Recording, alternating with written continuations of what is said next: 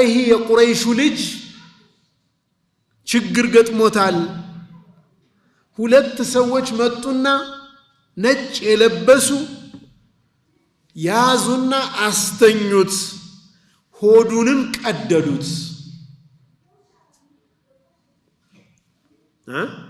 ሆዱንም ቀደዱት። ይህን ሲሏቸው ወላጆቹ ደንግጠው ወጣው ሲሄዱ ነብዩ ሰለላሁ ዐለይሂ ወሰለም ቆመው ያገኟቸዋል። ቆመዋል። ሕፃናቸው ደንግጠዋል። ፊታቸው ግን ተቀያይሯል። ድንጋጤ ፊታቸው ተቀይሮ ያዩአቸዋል ማለት ነው። የደነገጠ ሰው አይነት ያያሉ ማለት ነው። ከዛም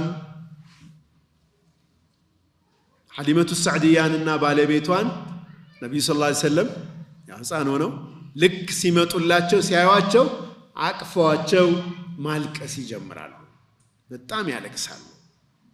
ምን ሆነህ ነው ብለው ሲጠይቋቸው ማለከ ቢአቢ ወኡሚ፣ ምን አገኘህ ምን ነካህ ብለው ሲጠይቋቸው አታኒ ረጁላኒ፣ ሁለት ሰዎች መጡ፣ ወአضجعኒ፣ አስተኙኝ፣ ፈሸቃ በጥኒ፣ ሆዴን ቀደዱ፣ ወወضع به شيئا፣ አንድ ነገር ውስጥ አስቀመጡ፣ ثم رداه كما هو፣ ከዛም በነበረበት መልሰው ሰፉት ብለው ነብዩ ሰለላሁ ዐለይሂ ወሰለም ያን የተከሰተውን ነገር ለሐሊመቱ ሰዕዲያና ለባለቤቷ ነግረዋል ማለት ነው።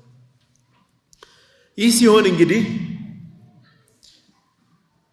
ይህ ልጅ ሌላ ነገር እንዳያገኘው ሰጉ፣ ፈሩ።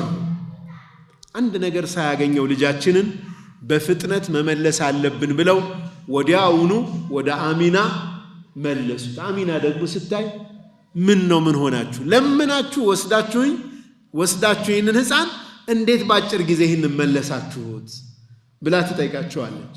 አይ ምንም አይደለም በቃ ይበቃዋል ብለን ነው ሲሉ በፍጹም ልትነግሩኝ ይገባል፣ የሆነ የተከሰተ ነገር ሳይኖር ልትመልሱት አትችሉም ብላ አጥብቃ ስትይዛቸው የተከሰተውን ነገር በሙሉ